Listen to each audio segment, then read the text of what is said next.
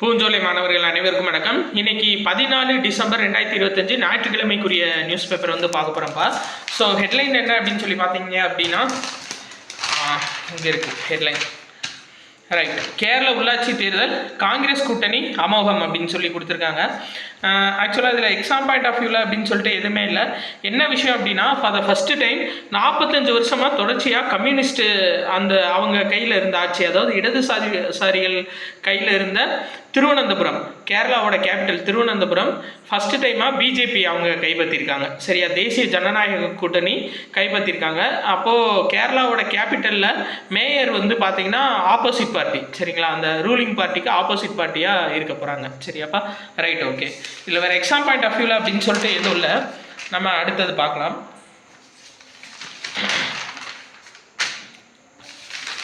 14 வந்து நியூஸ் கம்மி, 2 நாள் நியூஸ் பேப்பர் பார்ப்போம். 13, 14. ஸோ இந்த பாருங்கள், ஸ்வயம் தேர்வு தமிழகத்தின் கோரிக்கை ஏற்ற மத்திய அரசு அப்படின்னு சொல்லி கொடுத்துருக்காங்க. என்ன அப்படின்னா, இந்த ஸ்வயம் அப்படின்றது study weeks of active learning young aspiring minds. சரியாப்பா, இதுதான் இந்த ஸ்வயம். சரிங்களா, ஸ்டடி வீக்ஸ் WEEK வீக்ஸ். சரியா, study weeks of achieving learning for young aspiring minds. அதாவது இலவசமாக ஆன்லைனில் எஜுகேஷன் கொடுப்பாங்க. அதுதான் இதில் மெயினாக பார்க்க வேண்டியது. சரியா, இலவசமாக ஆன்லைனில் எஜுகேஷன் கொடுப்பாங்க. அந்த எஜுகேஷன் முடிச்சுட்டு இந்த சர்டிஃபிகேட், ஸ்வயம் சர்டிஃபிகேட் வேணும் அப்படின்னா நம்ம காசு கட்டி எக்ஸாம் எழுதணும். எக்ஸாம் எழுதி பாஸ் பண்ணிட்டோம் அப்படின்னா அதுக்கு நம்மளுக்கு சர்டிஃபிகேட் தருவாங்க. ஸோ அதுதான் என்ன அப்படின்னா, அந்த ஹால் வந்து வேறு வேறு ஸ்டேட்டில் போட்டாங்க. இப்போ கேட்டதுனால திரும்ப வந்து ஓன் ஸ்டேட்டு தமிழ்நாட்டிலே ஹால் போட்டிருக்காங்க. நீங்கள் இதுதான் எக்ஸாம் பாயிண்ட் ஆஃப் வியூவில் பார்க்க வேண்டியது. அடுத்து பாருங்கள், 2026 மார்ச் 31க்குள்ளே நக்சல்கள் வந்து டோட்டலாக ஒழிக்கப்படுவாங்க அப்படின்னு சொல்லிட்டு சொல்லியிருக்காங்க. சரியா, மத்திய உள்துறை அமைச்சர் அமித்ஷா அவர் வந்து சொல்லியிருக்காரு. இது நம்ம 4-5 தடவை பார்த்துட்டோம். சரியா, தொடர்ந்து வந்துட்டே இருப்பா. ஸோ அந்த நியூஸை பார்த்துக்கோங்க.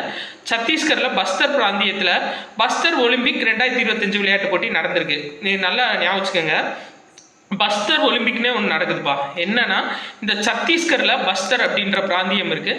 இது அதிகமான பழங்குடி மக்கள் வசிக்கக்கூடிய பகுதியாகவும் நக்சல்கள் வந்து அதிகமாக இருக்கக்கூடிய பகுதியாகவும் இருக்குது. ஸோ அந்த பழங்குடி மக்களுக்கு தேவையான நல்ல உதவிகளை செஞ்சு, ஒருவேளை நக்சல்களில் நிறையா பேர் இருந்தாங்கன்னா அவங்கள வந்து திரும்ப ரெகுலர் லைஃப்குள்ளே கொண்டு வர்றதுக்காக நிறைய முன்னேற்பாடு நடத்திட்டு வராங்க. அந்த வகையில் இந்த பஸ்தர் பிராந்தியத்தில் இந்த பஸ்தர் ஒலிம்பிக் 2025 விளையாட்டு போட்டி ரொம்ப ரொம்ப ஒரு முக்கியமான ஒன்றா இருக்குது. அதை பார்த்துக்கோங்க. சரியா, சரி, ரைட், ஓகே. அடுத்ததுப்பா,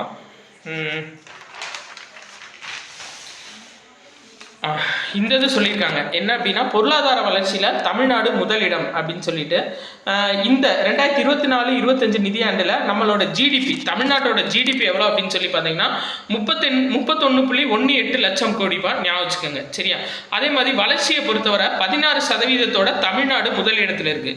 ஜிடிபி வளர்ச்சியை பொறுத்தவரை 16% தமிழ்நாடு முதலிடத்துலையும், இந்த நிதியாண்டில் ஜிடிபி வந்து 31.18 லட்சம் கோடியாக இருக்குது. 2030ஆம் ஆண்டுக்குள்ள தெற்கு ரயில்வே ஃபுல் அண்ட் ஃபுல் மின்மயமாக்க போகிறாங்கப்பா. ஸோ அதை ஞாபகம் வச்சுக்கோங்க. சரியா, ரொம்ப ரொம்ப முக்கியம். 2030க்குள்ளே எப்போ வந்து டோட்டலாக மின்மயமாக்க போகிறாங்க அப்படின்னா 2030க்குள்ளே. சரியா, அடுத்து இந்த பாருங்கள், புதிய எழுத்தறிவு பாரத திட்டம். இது போன வருஷம், அதாவது ஒரு 2 மாதத்துக்கு முன்னாடி தொடர்ச்சியாக நியூஸ் பேப்பரில் வந்துட்டு இருந்துச்சு.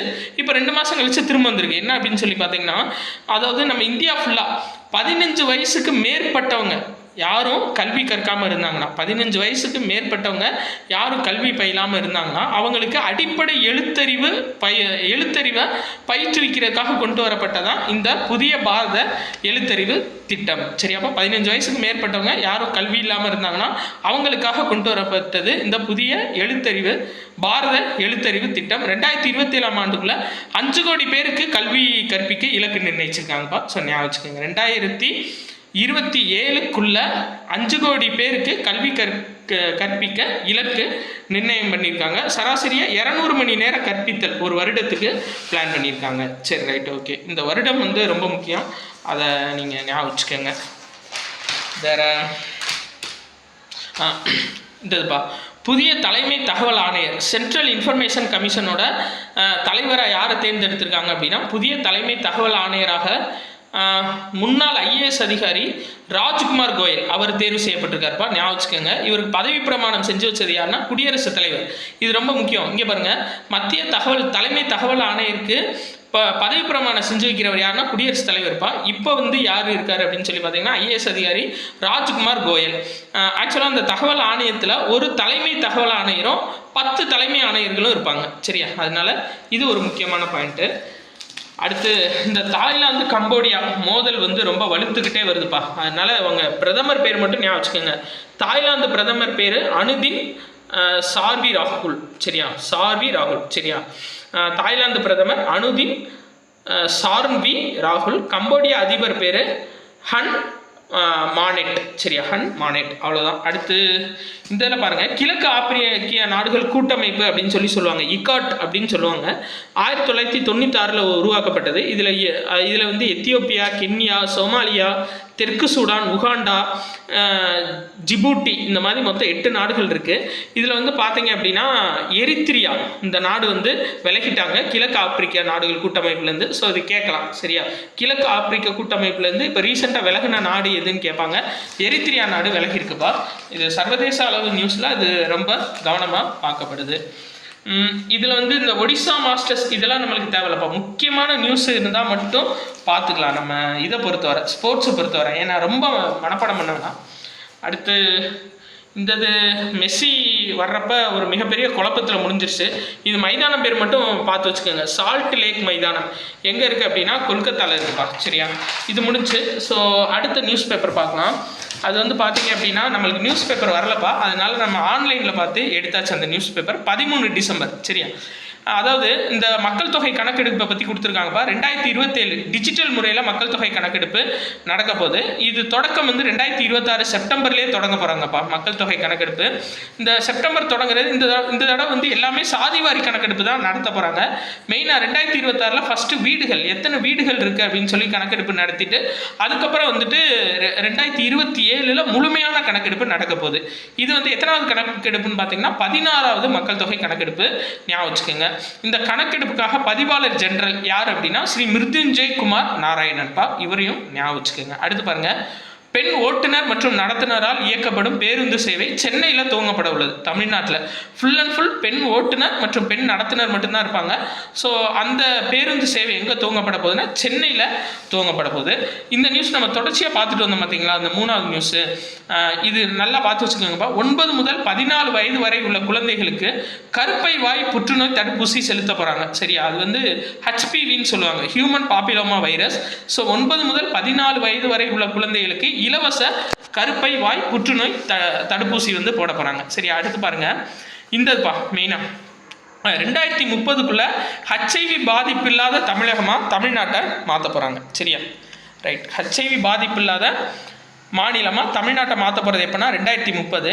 அடுத்து காப்பீட்டு சட்ட திருத்த மசோதா 2025 கொண்டு வந்திருக்காங்க. என்னன்னா அந்நிய முதலீட்டை 100% காப்பீட்டு துறையில் அனுமதிக்கிறது. ஸோ அதை ஞாபகம் வச்சுக்கோங்க. இதான் நம்மளுக்கு மெயின், ரொம்ப ரொம்ப முக்கியம்ப்பா. இங்கே பாருங்கள், இந்த 100 நாள் வேலைவாய்ப்பு திட்டம் இருக்குது பார்த்தீங்களா, அதோட நேமை மாற்றிட்டாங்க.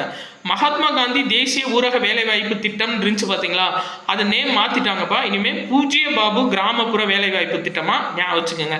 மகாத்மா காந்தி தேசிய ஊரக வேலைவாய்ப்பு திட்டம் அப்படின்றத பேர் மாற்றி பூஜ்ய பாபு கிராமப்புற வேலைவாய்ப்பு திட்டம் மாற்றிட்டாங்க. 100 நாளாக இருந்ததை 125 நாள் மாற்றிருக்காங்க. ஸோ அது ரொம்ப ரொம்ப முக்கியம்ப்பா, ஞாபகம் வச்சுக்கோங்க. சரியா? 100 நாளாக இந்த வேலைவாய்ப்பு திட்டம் மகாத்மா காந்தி தேசிய ஊரக வேலைவாய்ப்பு திட்டம் இருந்தது. பூஜ்ய பாபு கிராமப்புற வேலைவாய்ப்பு திட்டமாக 125 நாளுக்கு மாற்றிருக்காங்க. அடுத்து இந்த பாருங்க, நுபிலால் நினைவிடம்னு ஒன்று இருக்குப்பா மணிப்பூரில். நுபிலால் நினைவிடம்னா பெண்கள் போர் நினைவிடமா அது பேர்.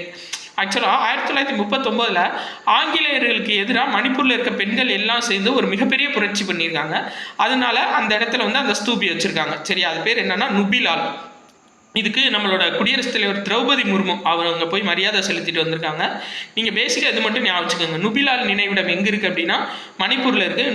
நுபிலால் அப்படின்றது பெண்கள் போர் அப்படின்னு அர்த்தம். 1939 ஆங்கிலேயர்களுக்கு எதிராக மணிப்பூர் பெண்கள் புரட்சி செஞ்சதுக்காக இந்த நினைவிடம் வந்து வச்சுருக்காங்க. ஸோ 13, 14 2 நாள் நியூஸ் பேப்பர் வந்து கம்ப்ளீட் ஆயிடுச்சுப்பா. நன்றி.